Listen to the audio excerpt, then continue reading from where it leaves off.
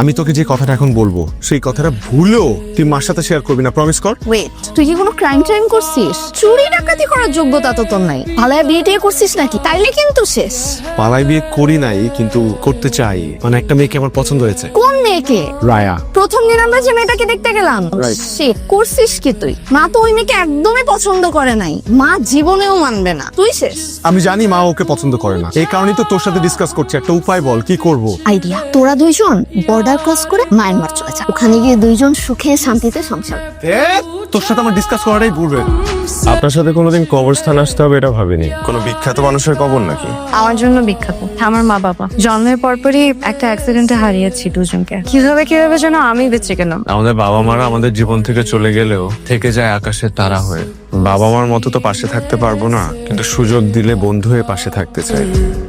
এই হচ্ছে প্রেম দেয়াল। প্রেমিক প্রেমিকারা বিশ্বাস করে তাদের নাম এই দেয়ালে লিখে থাকলে তাদের প্রেম নাকি সার্থক হবে। এই একটা কাজ করবো নাকি, এখানে আমাদের দুজনের নাম লিখে দিই প্লাস দিয়ে। ভুলেও এই কাজ করবেন না, সামনের দিকে চলেন, আর অনেক কিছু দেখার বাকি।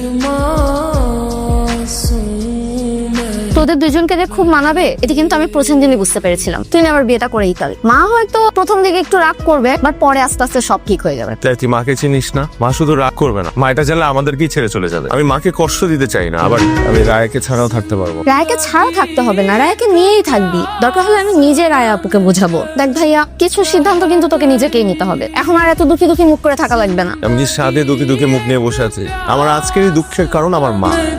তাই আমি যে তোর দুঃখের কারণ এটা আমার আগে জানা ছিল না, আজ জানি। যে মেয়ে সবার সামনে তোর মাকে অপমান করলো সে তোর মার চেয়েও জরুরি হয়ে পড়লো। মিমি, কালই আমরা ঢাকায় যাব। একটু বাসার বাইরে আসবেন প্লিজ। এত রাতে চুরি করতে আসছেন নাকি? আমরা কাল ঢাকার ফেরত যাচ্ছি। ভালো তো, রাজশাহী শহরটা অনেকটা দেখে ফেলেছেন, এবার নেক্সট টাইম আসলে বাকিটাও দেখে নিন। Very shellfish. ইংরেজিতে যেহেতু বলেছেন, ঠিকই বলেছেন। পুরুষ মানুষের ছবিটা তো আপনাকে সব, এটা আবার হারিয়ে ফেলেন।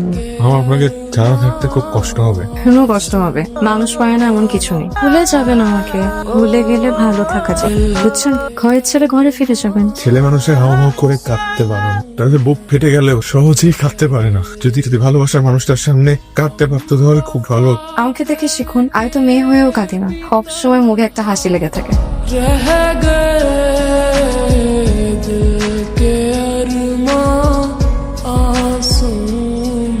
তোমার কোথায়? ভাইয়ার ফোন তো খুঁজেও তো পাচ্ছি না। মানে কি? पूछा हमसे बिछड़े यार का